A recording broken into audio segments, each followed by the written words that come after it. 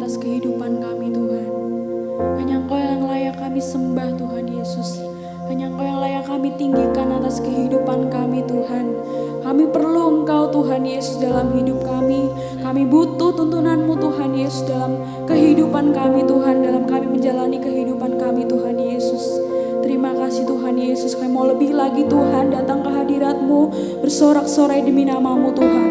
Doa dan ucapan syukur kami kepadamu Tuhan Yesus. Sambut ibadah ini Tuhan dalam nama-Mu Tuhan Yesus. Terima kasih Tuhan. Haleluya. Amin. Shalom semuanya. Haleluya. Shalom. Bisa lambaikan tangannya. Berikan senyum yang termanis untuk kanan kirinya. Berikan salam. Tuhan Yesus memberkati. Saya undang semuanya untuk bangkit berdiri. Kita sama-sama bersorak bagi nama Tuhan, memuji Tuhan dengan luar biasa. Amin. Amin. Ada kuasa dalam nama Yesus, kita percaya. Tuhan yang selalu menyembuhkan, ada kuasa nama Yesus yang selalu mengubahkan setiap kehidupan kita. Amin. Amin. Haleluya.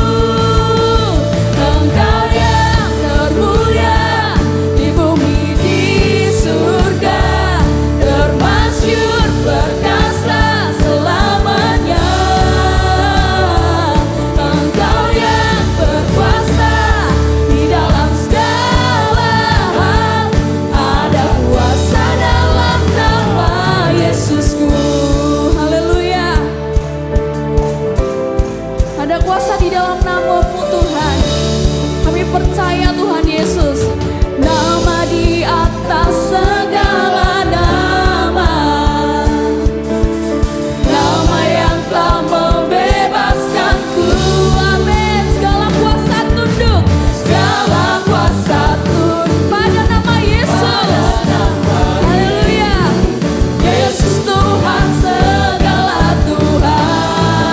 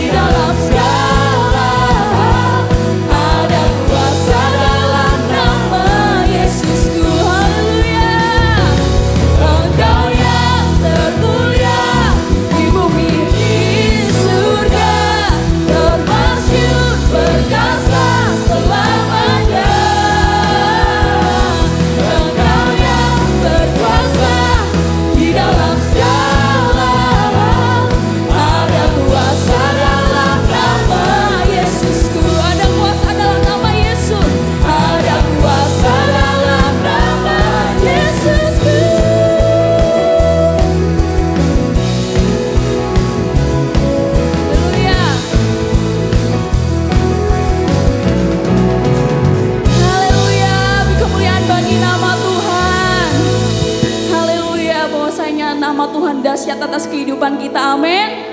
Masih semangat memuji Tuhan? Kita angkat satu pujian, Namamu dahsyat Tuhan.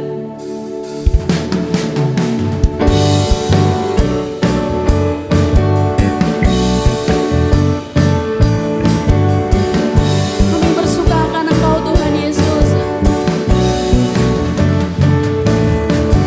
Langit adalah tahta-Mu Tuhan, dalam kemuliaan bumi tumpuan kaki-Mu sungguh mengagumkan.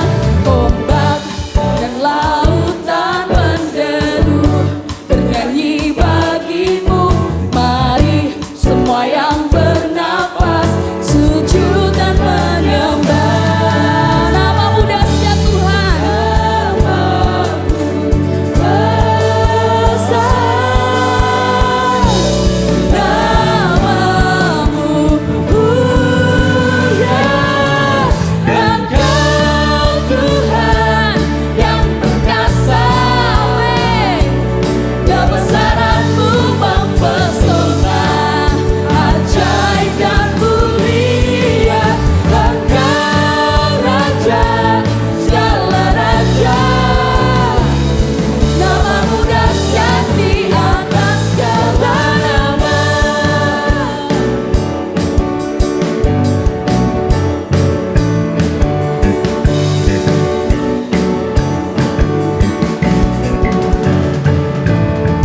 Langit adalah tahta-Mu Tuhan, dalam kemuliaan bumi tumpuan kaki-Mu sungguh mengagumkan. Ombak dan lautan menderu bernyanyi bagi-Mu. Mari semua yang bernafas sujud dan menyembah.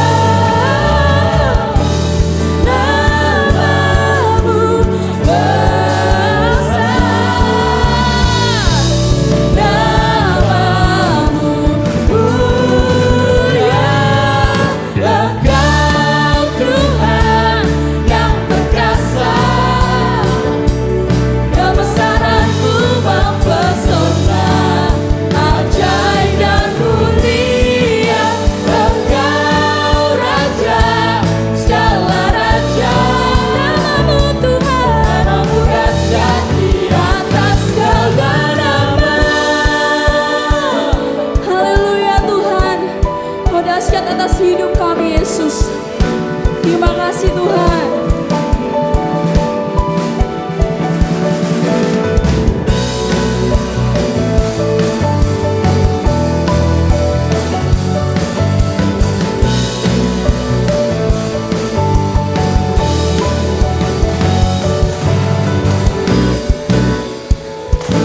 Mari kita sama-sama katakan, hanya Engkau Tuhan yang perkasa atas hidup kami.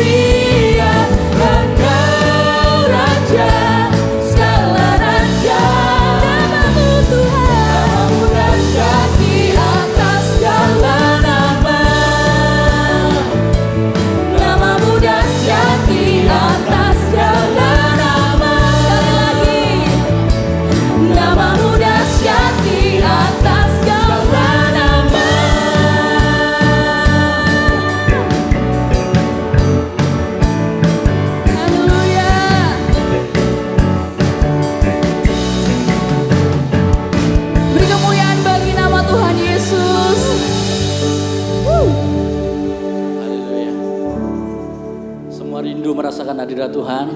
Amin. Semua rindu jamaah Tuhan. Amin. Semua rindu merasakan mujizat Tuhan malam hari ini. Amin. Mari kita bersama-sama datang kepada Tuhan. Inilah kami. Kami adalah milik kepunyaan-Mu. Engkau sudah memeteraikan kami. Dan sebagai bukti, Roh Kudus berdiam di dalam hidup kami. Kami datang Tuhan saat ini. Kami sungguh rindu kami sungguh rindu akan Engkau. Terima kasih Tuhan. Dalam kesesakanku Kau beri kedamaian-Mu. Dalam keraguan ku temukan wajah-Mu.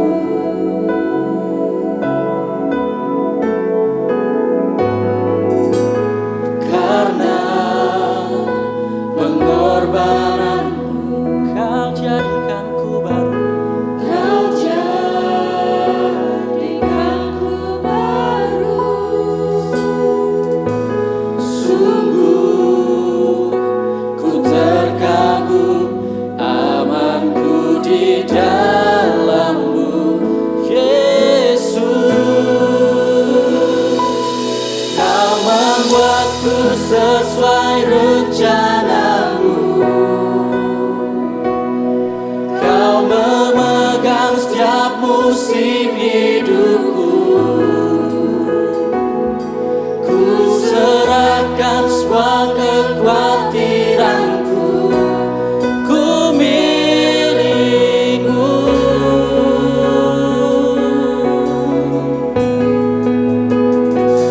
Semua kekuranganku Kau pun tahu. Tetap Kau pandang indah dalam-Mu. Ku angkat tanganku dan berseru, ku milik-Mu.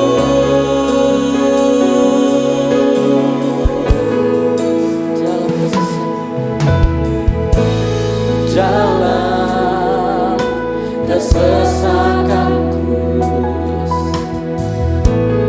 Kau beri kedamaian-Mu. Dalam keraguan ku temukan wajah-Mu. Karena pengorbanan-Mu,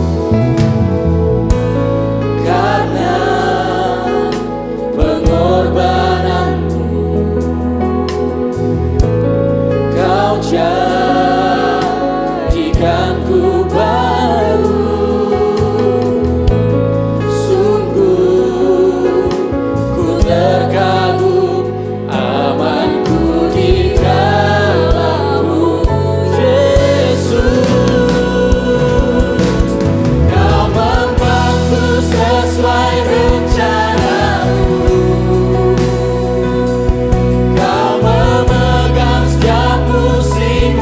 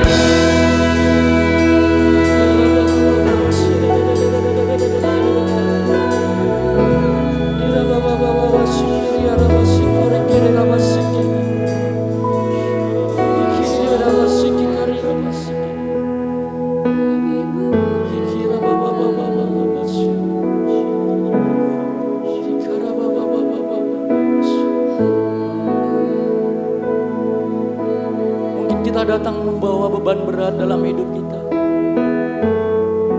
Dan kita tidak tahu apa yang harus kita lakukan. Kita adalah miliknya Tuhan. Dia tidak akan pernah membiarkan kita seorang diri untuk menghadapi semua kesulitan yang ada di depan kita.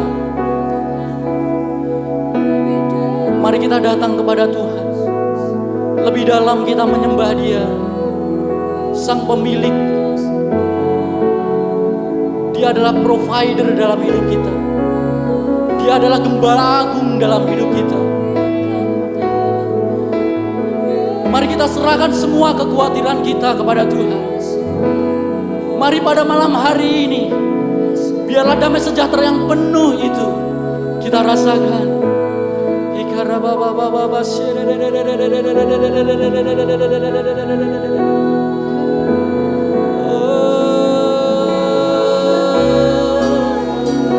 Kami serahkan khawatir kami.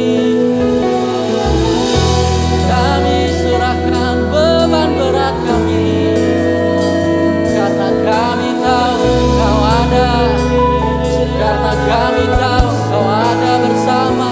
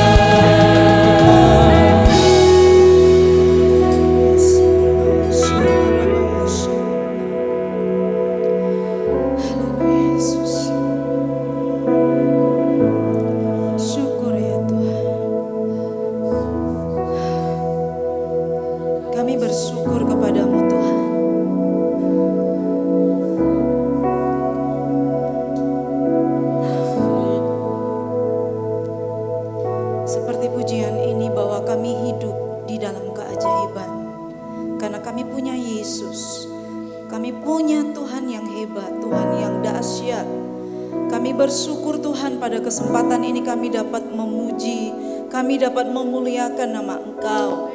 Dan saat ini Tuhan, kami rindu untuk kami belajar firman-Mu pada malam hari ini Tuhan. Kami berdoa di dalam nama Tuhan Yesus. Kami menghardik setiap kekuatan si jahat yang mencoba untuk mencuri kebenaran firman-Mu pada kesempatan saat ini. Kami perintahkan Engkau semua terikat di dalam nama Yesus. Dalam keadaan terikat Engkau semuanya keluar dari tempat ini. Kami menyerahkan waktu ini dalam tangan-Mu Tuhan. Kami hanya mengizinkan Roh Kudus saja yang bekerja secara leluasa di tempat ini. Dan biarlah kami semua sidang jemaat Tuhan dijamah oleh Tuhan, dan hamba-Mu Tuhan juga dijamah oleh Tuhan. Kami menyerahkan waktu ini hanya ke dalam tangan-Mu. Terima kasih Bapa, kami mengucap syukur, ini doa kami. Dalam nama Yesus kami berdoa, haleluya, amin. Silakan duduk Bapak Ibu. Salam, selamat malam. Bagaimana kabarnya semuanya? Luar biasa? Ya, berikan senyum yang termanis buat Tuhan Yesus. Ya, terima kasih untuk worship team yang sudah melayani kita pada malam hari ini. Kita diberkati melalui pelayanan mereka. Dan pada saat ini kita akan belajar bersama-sama.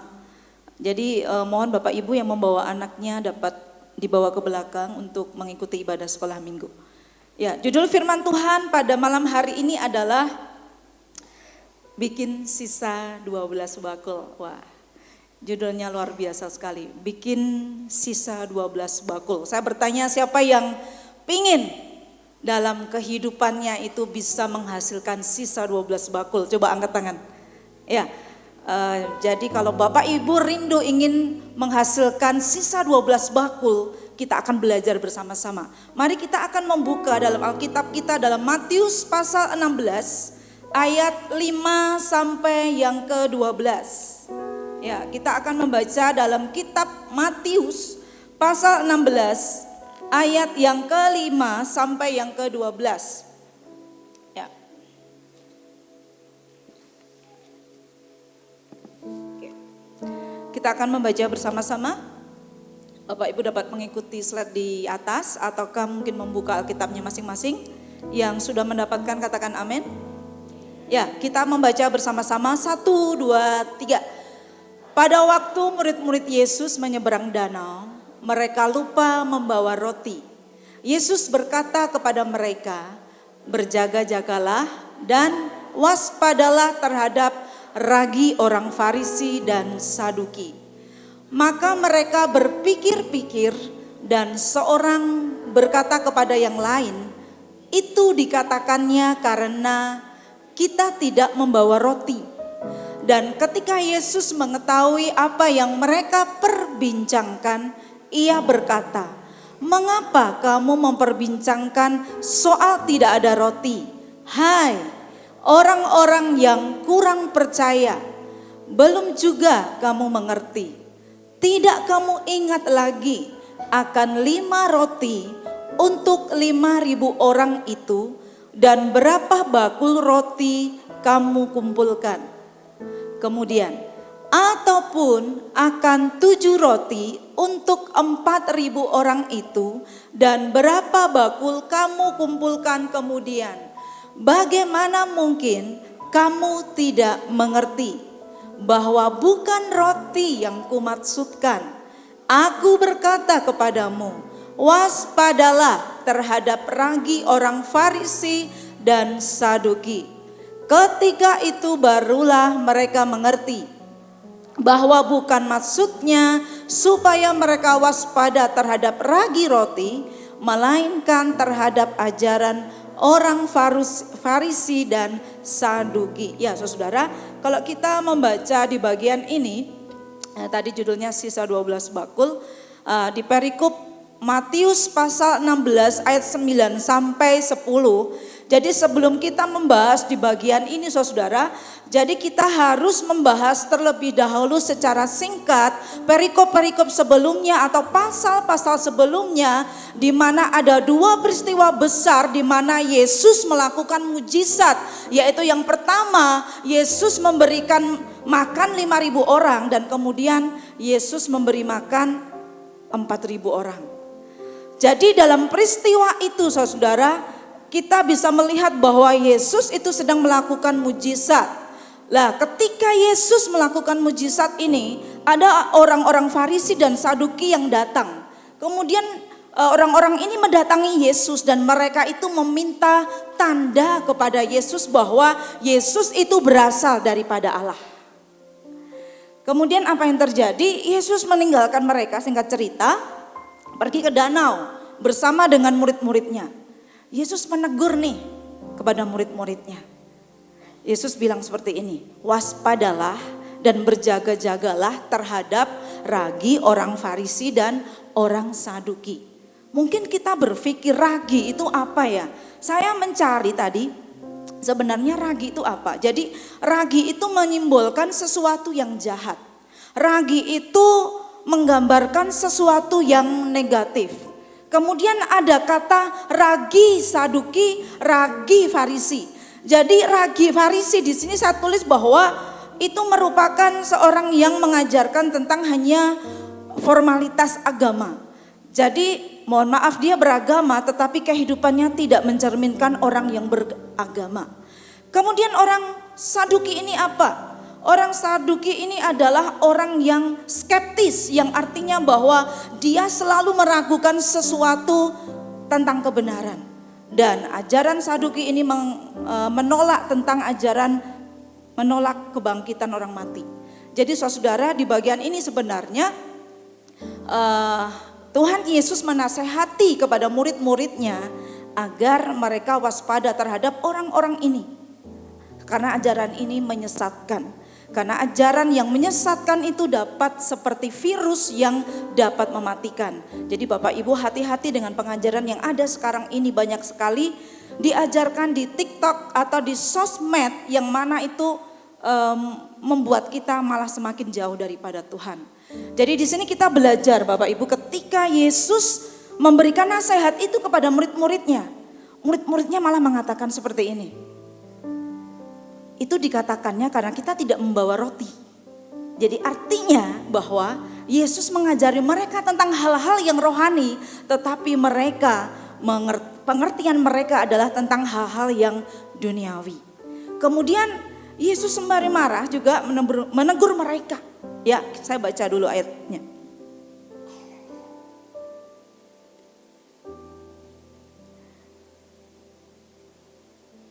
Kemudian Yesus mengetahui apa yang mereka perbincangkan. Ia berkata, mengapa kamu memperbincangkan soal tidak ada roti? Hai orang-orang yang kurang percaya.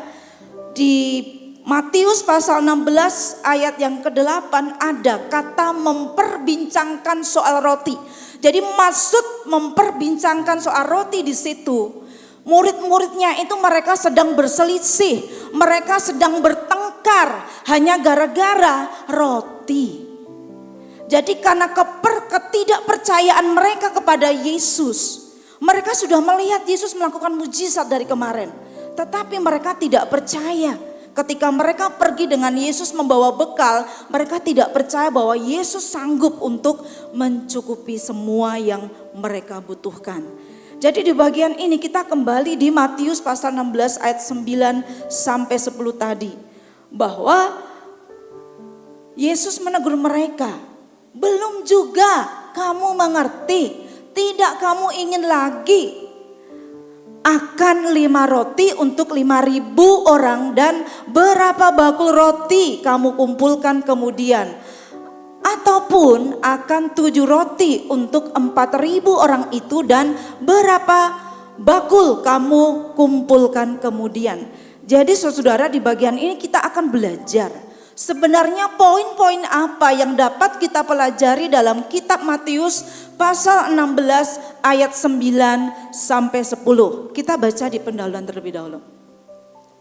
Ketika murid-murid tidak membawa roti dalam suatu perjalanan dan itu menjadi suatu beban, maka Yesus menegur mereka sambil mengingatkan mereka tentang bagaimana Yesus telah membuat mujizat. Dari 5 roti dan 2 ikan telah menyisakan 12 bakul. Demikian juga 7 roti untuk mengenyangkan 7.000 orang. Apa yang dapat kita pelajari dari peristiwa ini?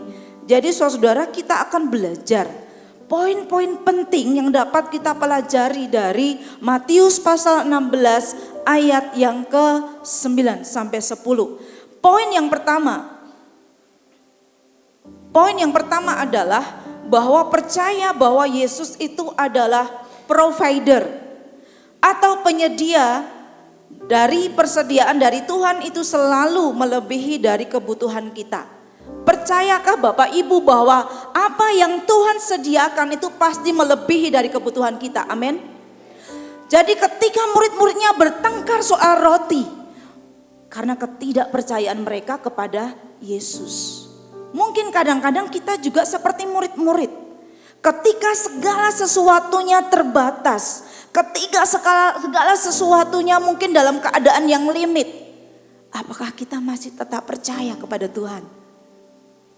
Jadi di sini kita belajar bahwa yang pertama, bahwa Yesus adalah provider yang akan selalu menyediakan yang kita butuhkan. Dari bagian ini, kenapa Yesus memberikan perintah kepada murid-muridnya untuk memberi makan kepada 4.000 orang dan 5.000 orang? Kenapa? Alasannya hanya satu, bahwa Yesus ingin menyadari keterbatasan murid-muridnya, dan juga Yesus ingin agar murid-muridnya mengetahui siapa sebenarnya Yesus. Yesus adalah provider bagi kita. Amin. Jadi seperti di sini Bapak Ibu, kalau Yesus sedang mengajari murid-muridnya, Dia provider yang akan menyediakan segala sesuatunya. Apakah kita juga tidak percaya Yesus menyediakan semua yang kita butuhkan? Amin. Jadi di bagian pertama ini saudara-saudara, bahwa Yesus sedang mengajar murid-muridnya, ya, supaya ketika mereka, bukan hanya murid-muridnya, orang banyak yang hadir pada waktu itu, supaya apa? Ketika mereka ada kebutuhan, yang mereka cari adalah Yesus. Amin. Kadang-kadang kedagingan kita, ketika kita membutuhkan sesuatu, siapa yang kita cari? Siapa yang kita cari? Kadang-kadang Yesus menjadi alternatif terakhir, bukan?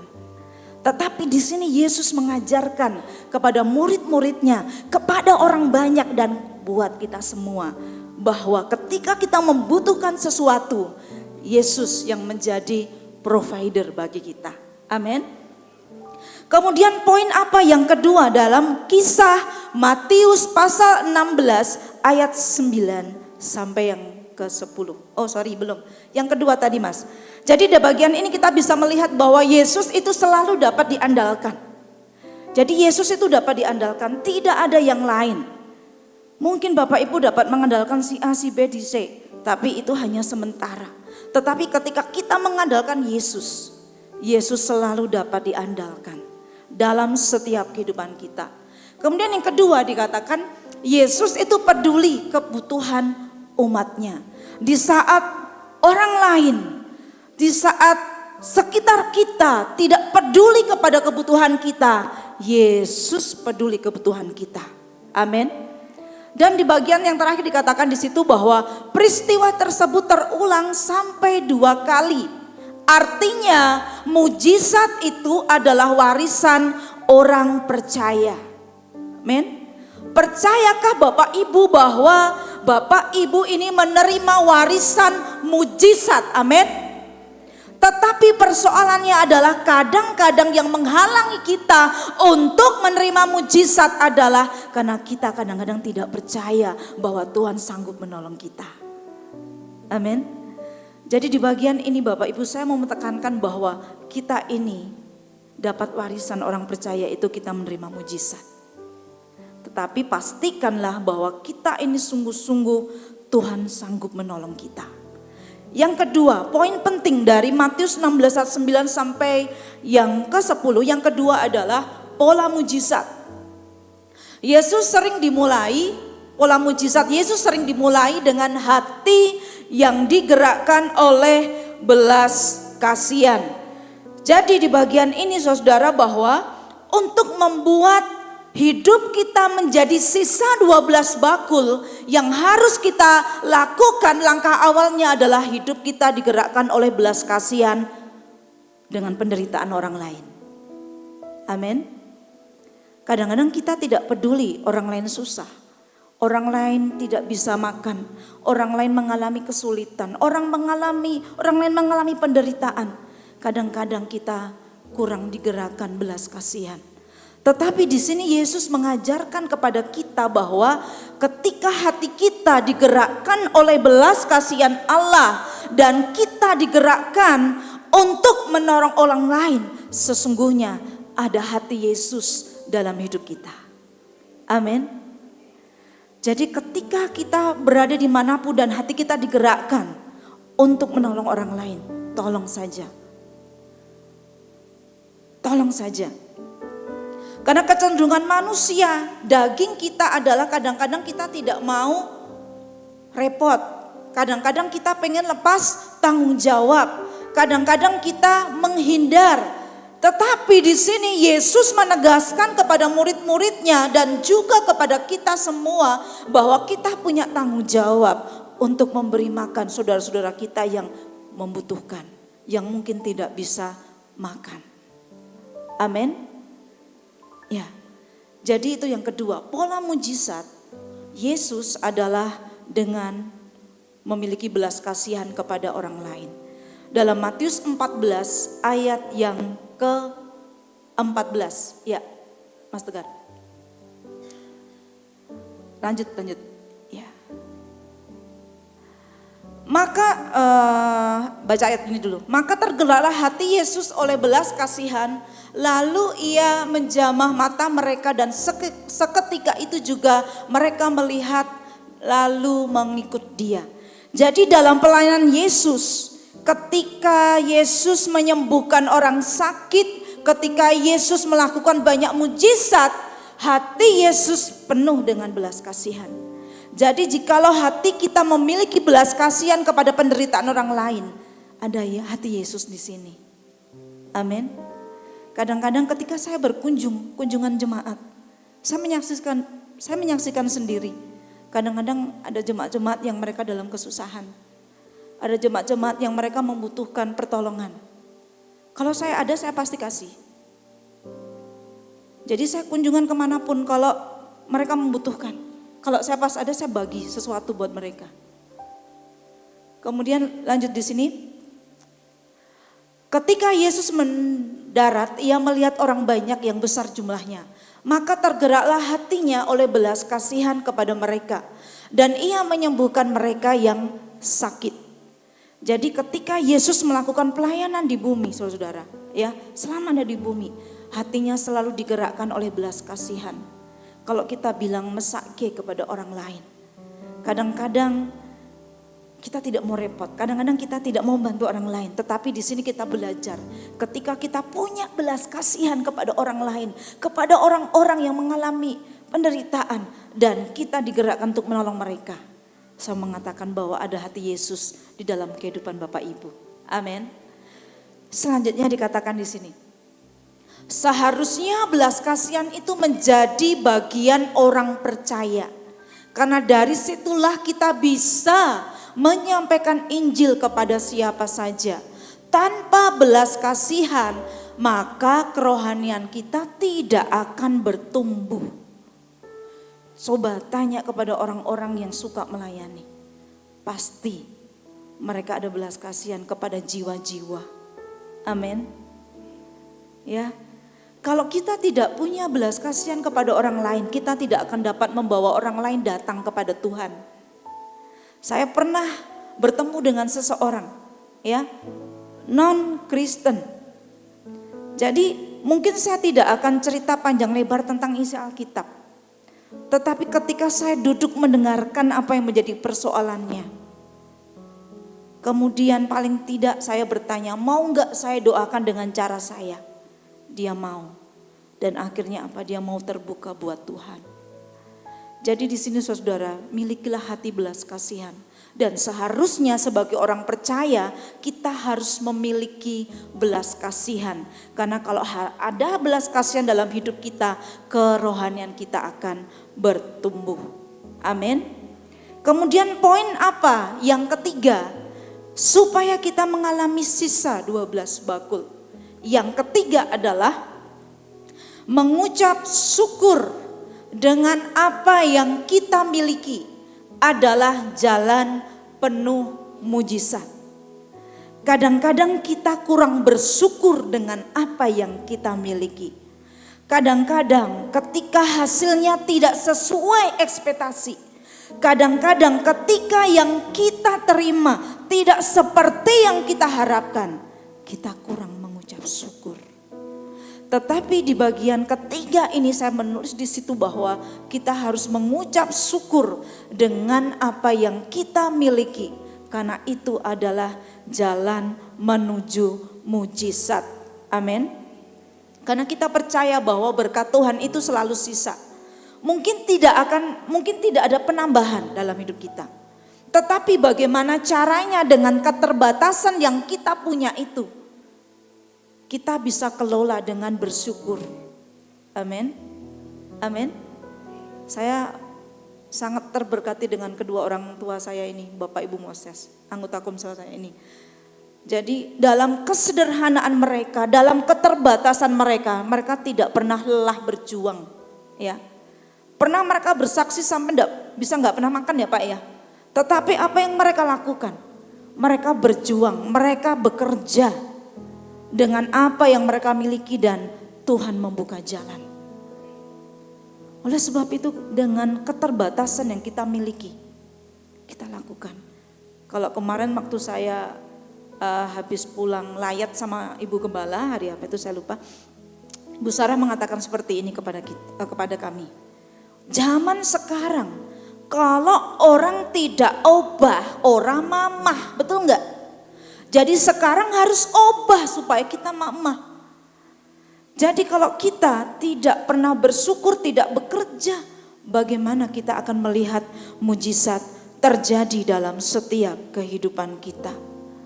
Oleh sebab itu di bagian ini saudara, kita diajarkan untuk mengucap syukur.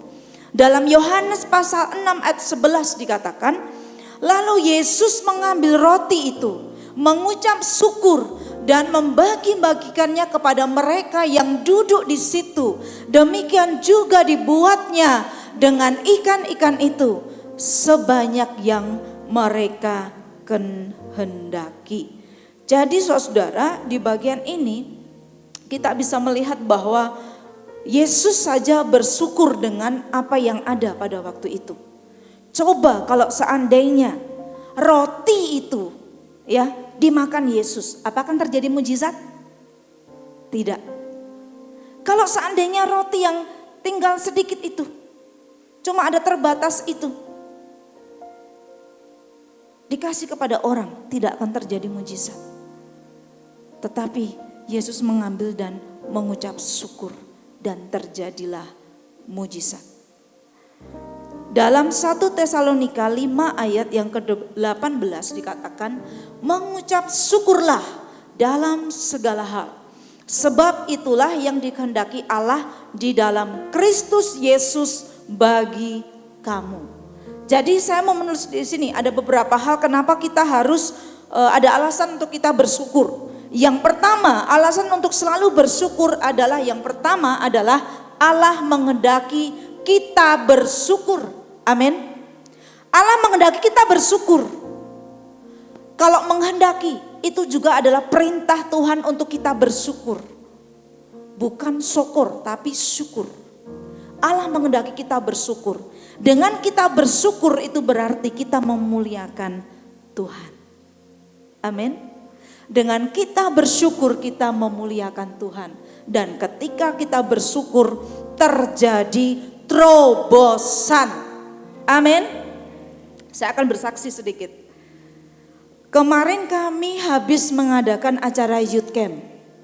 Bulan Juni. Tanggal 17 dan 18 Juni. Mungkin Bapak Ibu dan saudara-saudara melihat pengumuman beberapa minggu ditayangkan tentang acara youth camp. Jadi anak-anak yang ikut youth camp hanya bayar 50.000. 50.000 itu hanya biaya makan, saudara. Jadi ketika kita rapat panitia 1 minggu sebelum hari H, kami rapat di Salatiga di kantor BPD, Badan Pengurus Daerah. Jadi karena dana limit, Bapak Ibu tahu saya dari Klaten saya bawa konsumsi sendiri, saya bawa roti, saya bawa snack, saya bawa kopi, bawa gula, bawa teh, saya bawa sendiri dari Klaten. Nah, saya nggak minta dari panitia. Kemudian saya telepon sama bendahara, "Non, tolong beli nasi buat nanti yang rapat." Tahu nggak Bapak Ibu? Bendaharanya ngomong, "Kak, danane mepet Kak, gak usah kasih makan aja. Ini kan anak-anak youth." Saya bilang, "Mangsamu rapat di Salatiga, kita ngeleh di sana gitu kan ya." Saya bilang begini, "Enggak, kamu harus beli makanan. Ini yang rapat dari Semarang, dari Klaten, dari Karanganyar, dari Solo. Kita sampai di Salatiga ngeleh," no, aku bilang kayak gitu. Jadi sedikit berdebat dengan bendahara youth camp. Saya bilangin, "Enggak, kamu beli saja," saya bilang gitu. "Nanti kalau seandainya enggak ada dana tak ganti uangnya," aku bilang kayak gitu sampean. Akhirnya dia beli. Dengan sedikit muka agak masam dia beli pas di Salatiga itu. Kemudian kami rapat dan kami berharap pada waktu itu dari semua gereja-gereja di satu Jateng itu akan menyokong dana untuk acara youth camp. Tapi di antara 100-an gereja itu mungkin gak nyampe 10 gereja yang hanya mendukung untuk acara youth camp. Dan salah satu yang mendukung gereja ini. Tetapi yang lainnya itu hampir tidak mendukung, saudara. Jadi karena saya sering kontak dengan bendahara, jadi saya tahu keuangannya. Jadi ketika kami mempersiapkan acara youth camp itu, saudara, dana benar-benar kurang. Untuk dekorasi, untuk perlengkapan, untuk pasang tenda, semuanya kurang.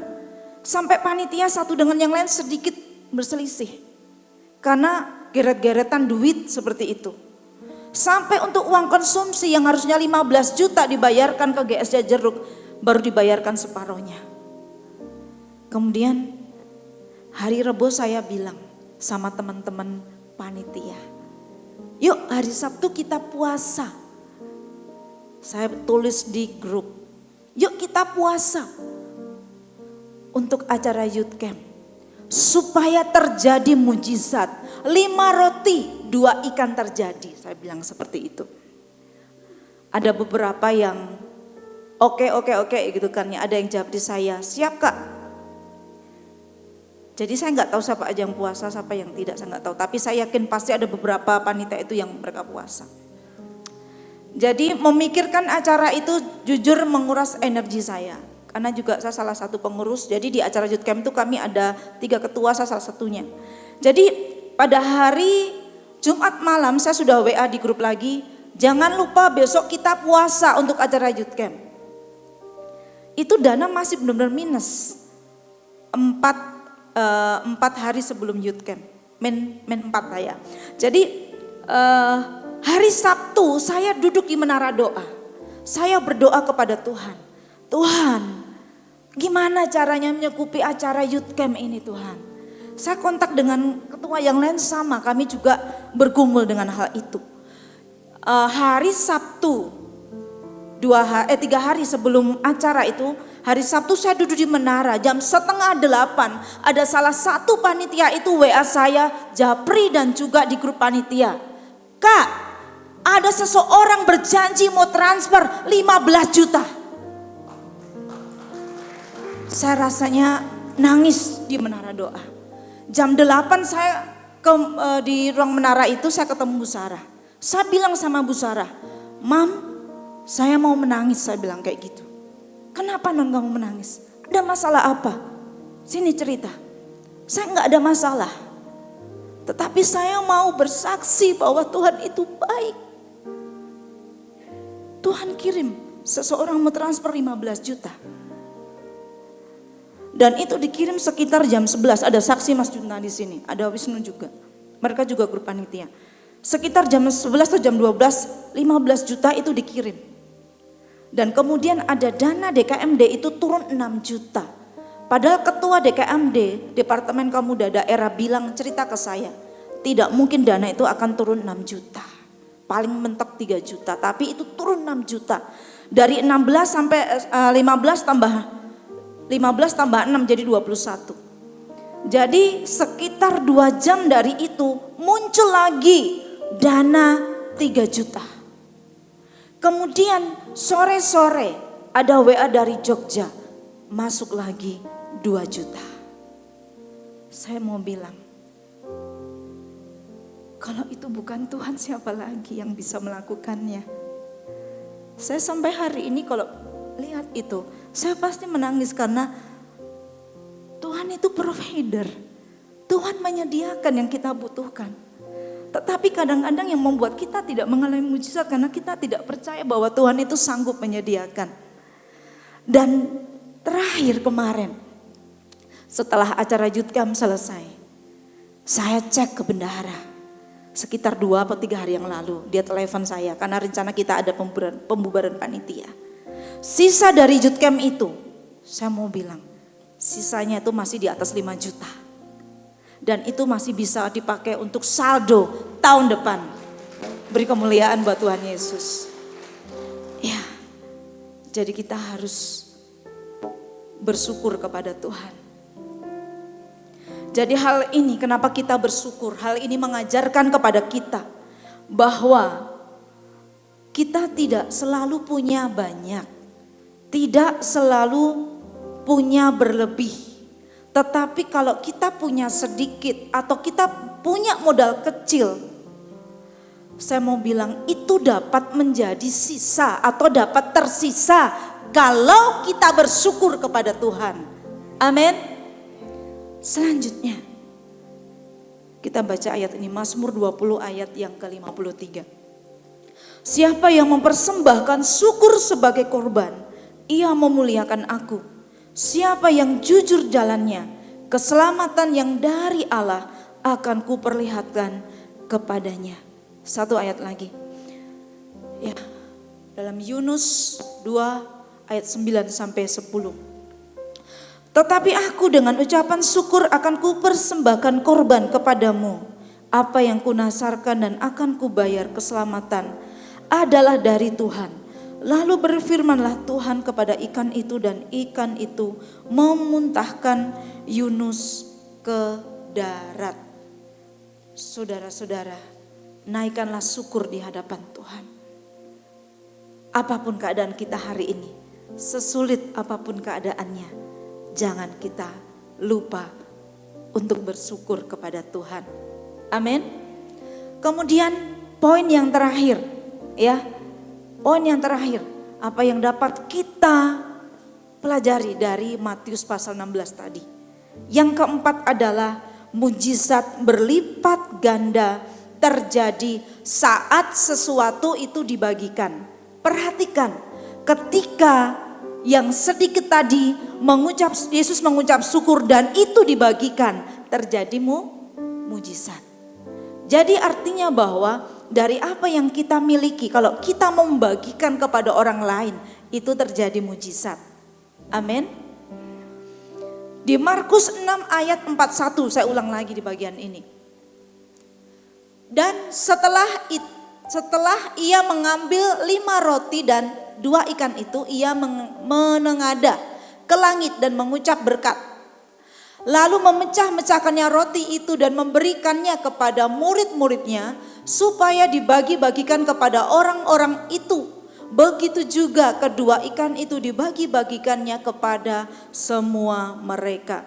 Jadi Yesus menengadah ke langit. Jadi ini adalah posisi fisik umum orang-orang Yahudi ketika mereka berdoa. Jadi begini.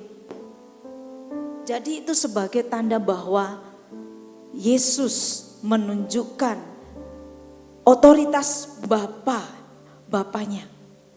Oleh sebab itu kita percaya ketika kita menengadah ke atas, kita bersyukur kepada Tuhan untuk semua yang kita miliki. Maka Tuhan yang akan memberkati setiap kehidupan kita. Dan dikatakan di sini, memberi bukan hanya materi, tetapi juga bisa waktu, tenaga, dan pikiran kita. Jadi di bagian ini saudara, saya mau mengatakan kepada kita semua, hal ini mengajarkan kepada kita bahwa hidup kekristenan kita harus menjadi hidup yang dibagikan. Yang dibagikan di sini bukan hanya uang, tetapi juga waktu, pikiran kita, tenaga kita, dan juga kemampuan kita dapat kita bagi kepada orang lain. Amin. Jadi kalau kita mau membagikan sesuatu, maka kita juga akan mengalami pelipat gandaan. Amin. Seperti tadi yang roti dibagikan, ikan dibagikan, terjadi penggandaan. Jadi di bagian ini Bapak Ibu, ya, jangan takut untuk berbagi sesuatu. Entah itu uang, entah itu tenaga, entah itu pikiran atau kemampuan kita. Karena segala sesuatu yang kita bagi kepada orang lain, apalagi kepada Tuhan, diperhitungkan oleh Tuhan. Amin. Kesimpulannya, marilah kita belajar. Yang pertama, menyerahkan segala kebutuhan kita hanya kepada Tuhan. Jadi apa yang menjadi kebutuhan Bapak Ibu sekarang ini? Masalah kerjaan, atau rumah tangga, atau masalah yang lainnya, sakit penyakit, serahkan semua kepada Tuhan. Karena Tuhan dapat diandalkan. Amin. Yang kedua, memiliki belas kasihan seperti Kristus. Milikilah belas kasihan kepada orang lain. Ya, jangan kita tutup mata terhadap penderitaan orang lain, tetapi kita harus memiliki belas kasihan. Kemudian yang ketiga, senantiasa bersyukur di dalam segala keadaan. Amin. Dan yang terakhir, berani membagikan apapun yang kita miliki. Amin. Dengan demikian kita akan mengalami sisa 12 bakul. Oleh sebab itu pastikanlah kita melakukan semua yang kita pelajari pada malam hari ini. Amin. Saya mengundang Bapak Ibu Saudara sekalian berdiri. Kita akan meresponi firman Tuhan pada malam hari ini. Saya mengundang worship team untuk naik ke atas.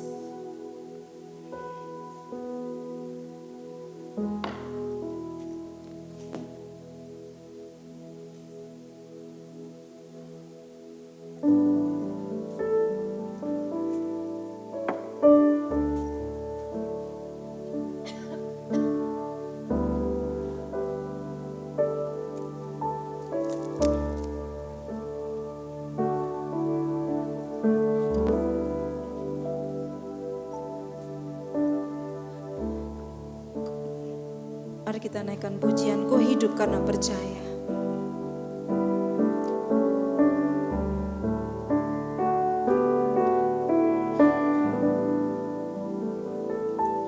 Ku hidup karena percaya, Kau yang berjanji setia.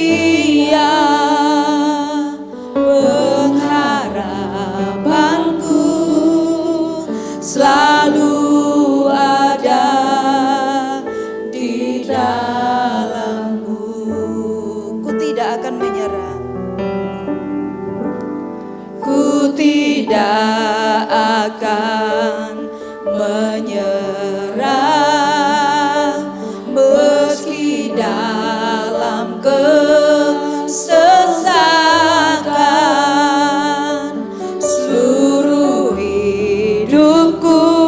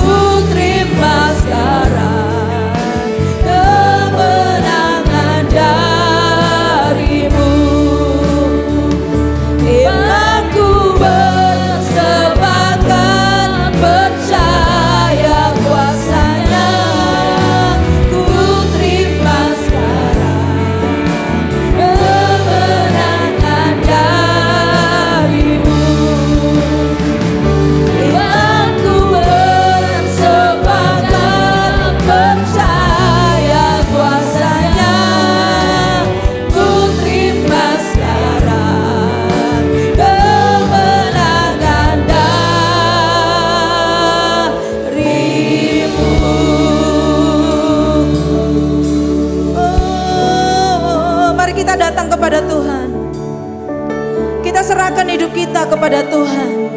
Kita percaya bahwa Tuhan adalah provider dalam hidup kita.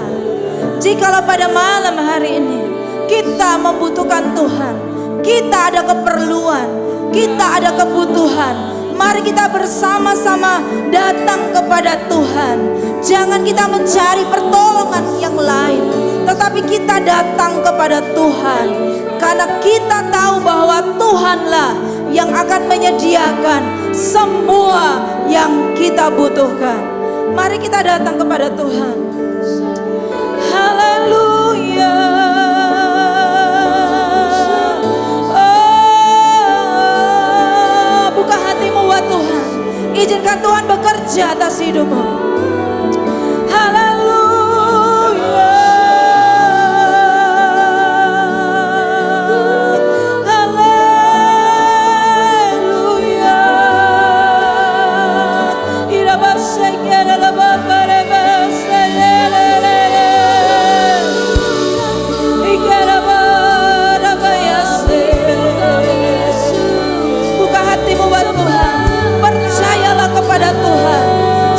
Izinkan segala ketakutan dan kekhawatiranmu mempengaruhi hati dan pikiran kita. Izinkanlah Tuhan yang menjamah hati kita pada malam hari ini.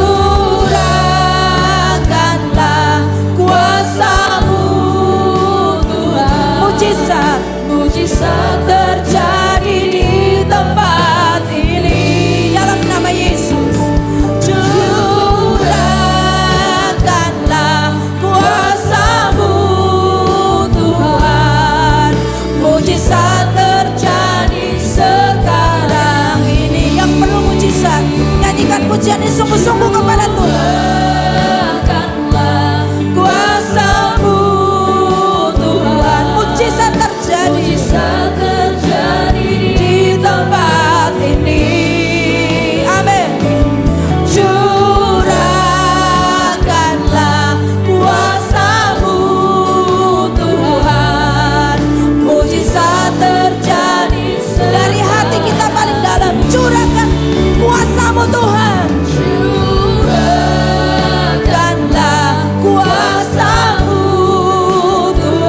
Mujizat terjadi. Tidak bayar sehingga dalam bapa bayar sehingga dalam bapa dalam bapa dasar. Dia dalam bapa bayar sehingga dalam bapa dasar. Dia dalam bapa bayar dalam bayar dalam bapa bayar dalam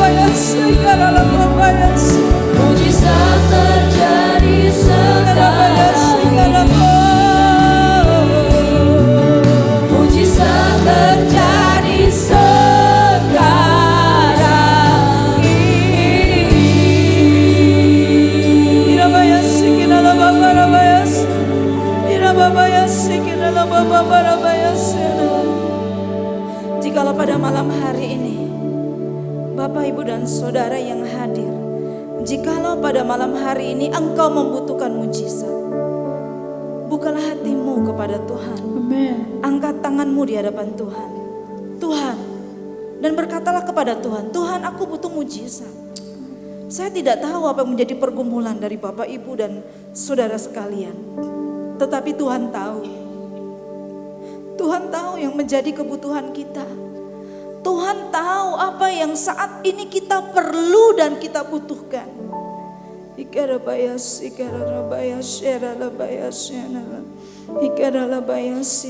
Jikalau hari ini kau membutuhkan mujizat kesembuhan, mintalah kepada Tuhan. Jikalau engkau meminta mujizat pekerjaan, datang kepada Tuhan. Jikalau engkau menginginkan mujizat di dalam keluargamu, datanglah kepada Tuhan. Dia yang akan menjadi provider. Amen. Dia yang akan menolong setiap kehidupan Amen. kita. Jikalau pada hari ini kita dalam keadaan limit atau terbatas, percayalah Tuhan sanggup untuk menyediakan Amen. yang akan kita butuhkan. Kerabayas kirabayas erabayas erabayas. Hikarabayas kirabayas kirabayas. Hikarabayas kirabayas erabayas erabayas. Hirababayas kirabayas erabayas. Hirarabayas kirarababayas. Hiralalababayas kirarababayas. Tuhan, Engkau tahu setiap umat-Mu Tuhan. Jangan Engkau melewati mereka. Mereka yang hari ini membutuhkan Engkau dalam hidup mereka. Bukalah jalan bagi mereka. Buatlah mujizat dalam hidup mereka ya Tuhan. Biarlah mereka bukan hanya dengar dari orang lain, tetapi mereka mengalami mujizat di dalam hidup mereka ya Tuhan. Nyatakanlah kuasa-Mu dalam hidup mereka Tuhan. Kami percaya Tuhan, jikalau Engkau adalah Tuhan yang besar, Tuhan yang sanggup, Tuhan yang berkuasa, Tuhan yang menyediakan semua yang kami perlu dan kami butuhkan. Berkatilah semua umat-Mu Tuhan yang hadir pada malam hari ini, baik yang duduk di bawah ataupun di atas, atau kami semua yang melayani. Engkau mengenal hati kami, Engkau mengetahui setiap kebutuhan kami, dan biarlah setiap kebutuhan kami serahkan kepada Tuhan, karena kami percaya Engkau yang menjadi jawaban bagi kami. Terima kasih Bapa, kami mengucap syukur. Ini doa kami, dalam nama Yesus kami berdoa, haleluya, amin. Silakan duduk Bapak Ibu.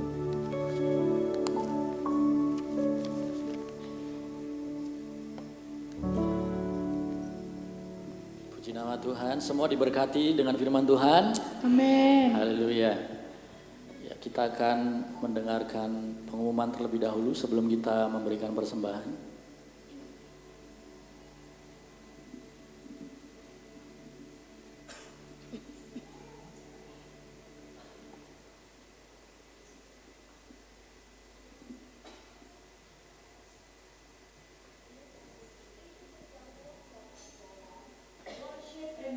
Yang akan dilaksanakan pada hari Sabtu tanggal 6 Juli.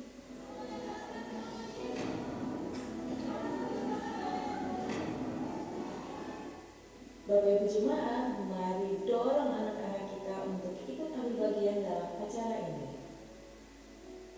Demikian Filipi News, Tuhan Yesus memberkati. Ya, di tanggal 6 hari Sabtu kita akan ada worship and word. Jadi bagi Bapak Ibu yang rindu untuk mengikuti acara ini boleh datang. Terkhusus untuk anak-anak muda, silahkan datang. Kita mau bakar diri kita dengan api yang dari Tuhan, supaya kita bisa menjadi berkat buat kota ini, amin. Oke, kita akan bersama-sama berdoa untuk persembahan. Tuhan Yesus, terima kasih untuk segala berkat yang Tuhan sudah berikan dalam hidup kami. Engkau sudah memberkati pekerjaan kami, pelayanan kami, semua yang ada di dalam diri kami, semua adalah berkat daripada Tuhan. Kami mau memberikan berkat yang sudah kami terima daripada Tuhan ini. Biarlah kiranya persembahan kami berkenan kepada Engkau. Terima kasih Bapa, kami mengucap syukur di dalam nama Tuhan Yesus kami berdoa. Amin. Amin.